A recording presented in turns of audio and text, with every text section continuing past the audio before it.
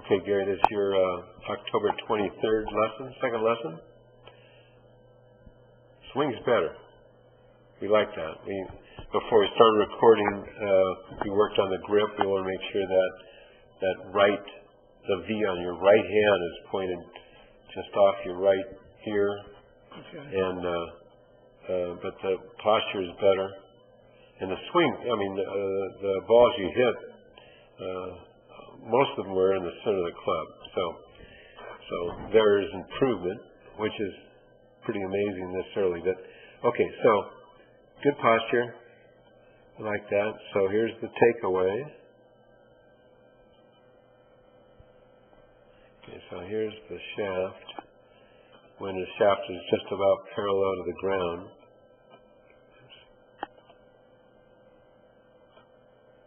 The shaft is kind of like that.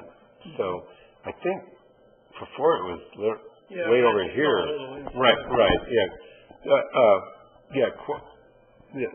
A bit inside. You're right. And the club face is a bit shut. Problem with the shut club face is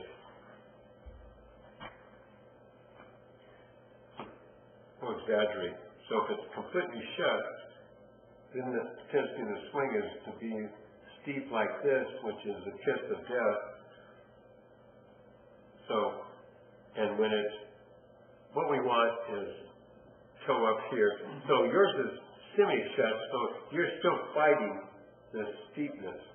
Okay. But what we want is toe of the club up, and then just like our good buddy over here. He's got the toe of the club up. You see the shaft is coming out of the screen, and it's parallel to his toe line. Mm-hmm. Your shaft is not parallel to the toe line. So this is officially off plane.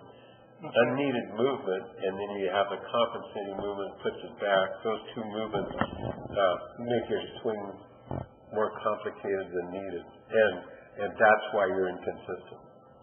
Okay. So then the next. So we need to work on that. I think the last time we actually gave you this photo, so you still have that photo of what you look like. Hey, I'll do this because you look better now. There's improvement. It just isn't where we need it exactly. Okay. So then we go to the next step. This is good. See how that right hip pocket has actually gone past. So it's gone back. That's a good movement. We like that. And we get to good athlete. Put it. So you're now back right on plane. Mm-hmm. Okay. So you get.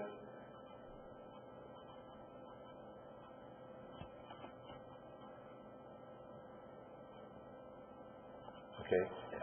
I like this better. See how it's actually a little more shallow than on plane. So this is excellent. Okay. See how the butt of the club is pointed right where it should? This is really good. The elbow is getting a little close to you, I think. See how his arm's coming out? Right, exactly. And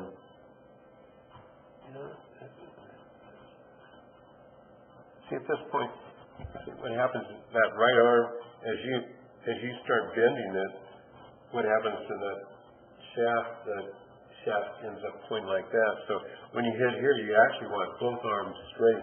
Okay. That's what causing that shaft to come back. See, this comes parallel to the ground. That right arm is nearly straight. Yep. And he doesn't start still straight, nearly straight. He doesn't really start bending it till in here. Mm-hmm. Okay. So I think that's causing, and as you're bending it, you're getting, you're closing down that armpit. Okay. A bit. None of that's causing any great stress, though. Let me tell you. So you get it to here. That's really good. See how your arm is on plane? Shaft is on plane. That's excellent. You had to work hard to get there. Like, the club head went out here, then back, so there's extra movement, causes some commotion. You're lucky because most people draw it back inside here, and when we come up, I did for years, is we get it across the line, you get it up and stop it on plane. So I don't know how you do it, but it's a pretty unique move. It ends up with the right position. So this is gorgeous. Now, once you're at the top, here's the top. I've drawn this arrow from the last phase. All good players take the head of the club from the top position, move away from the target line. Watch the head of his club as he starts to see it's moving away from the target line. So here's yours. Here's the top. As you start down, it's not going away, it's going up. Can you see it? That's a little blurs right here. It's going up. It's now here. And up.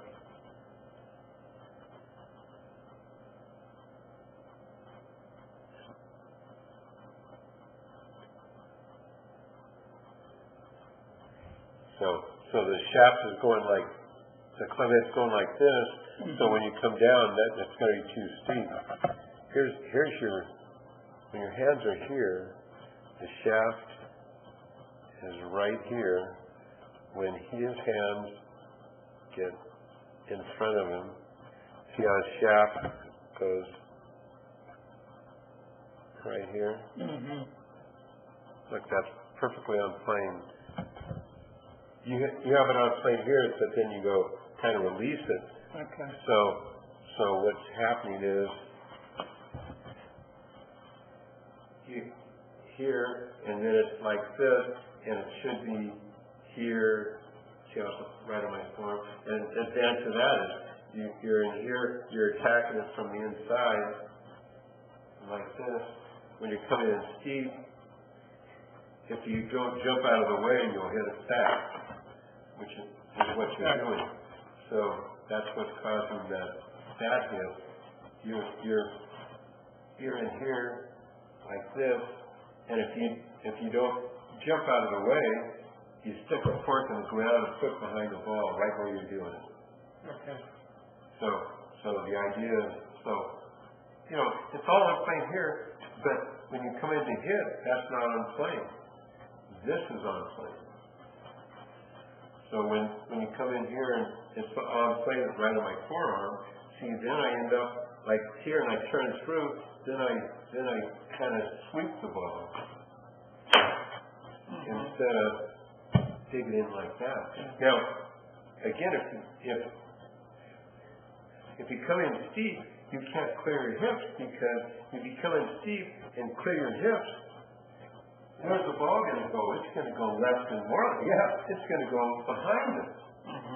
Right? So that ends up with a swing that looks like this. A lift and flip. If you don't lift and flip, you hit it back. Now, if you lift and flip and everything's lined up, square up the club face, you can hit the ball pretty straight. Yeah. But that's only 1 out of 10 times, because it's just happenstance. Okay, so this is actually the first time when something goes seriously wrong, which is pretty late in the swing. Okay, so then you come down, club head's outside your hands. It's going to be outside the ball. The ball is either going to go left or severely left. You'll have to leave the club face open to try to carve it back into the fairway.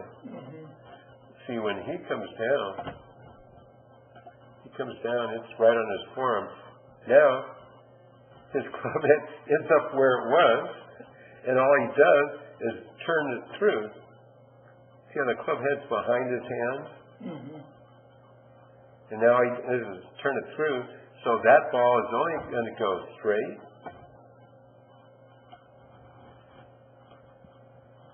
or right. If he doesn't clear his hips coming from the inside, it's going to go right. If he clears his hips like he has here, it's going to go straight. But it's not going to go left, and he's not going to hit it back. Yeah. Okay, so then sure enough, at impact, I mean, we're not there yet, but you can't worry about the impact position because you're coming in too steep. See, you only see one hip pocket back here. When he comes into impact, he sees two hip pockets. But coming in steep, again, if you had his turn, the ball would be going 90 degrees left. Yeah, right. So we don't fix the hip movement until we fix the steepness. We shallow it out. Okay, so that's what I'm saying. Now the butts come away from the back for it a little bit, but that's not bad. Having said that, this action with your lower body is great. It's just like 3 clicks late. And the reason is, if that started early, that club's going to be way outside, it's going way left. So you figured out, don't release your body. I maintain, once we get you to here, then we can take advantage of. See, that's where you should be. That's where you should be at impact. Okay. Yeah. So you have the move, you have the flexibility. It's just late, and the reason it's late is because you're too steep. Okay.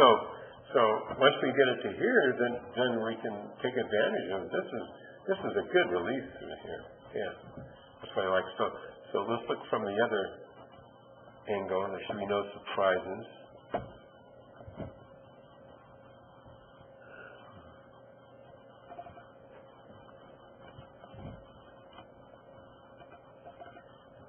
I won't spend a lot of time on this, but I'll show you the good parts of it.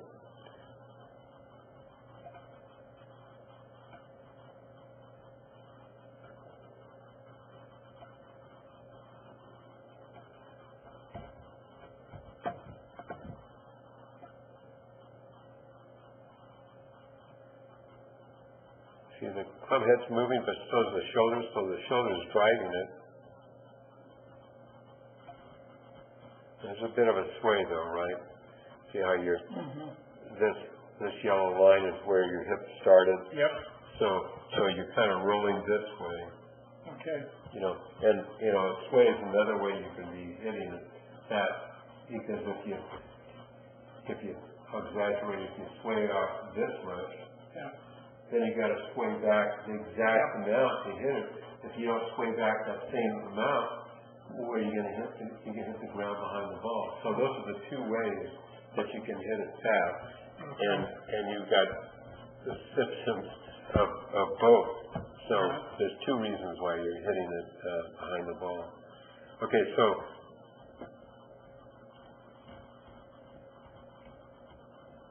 yeah, you can see the foot turning a little, see waiting the outside of it,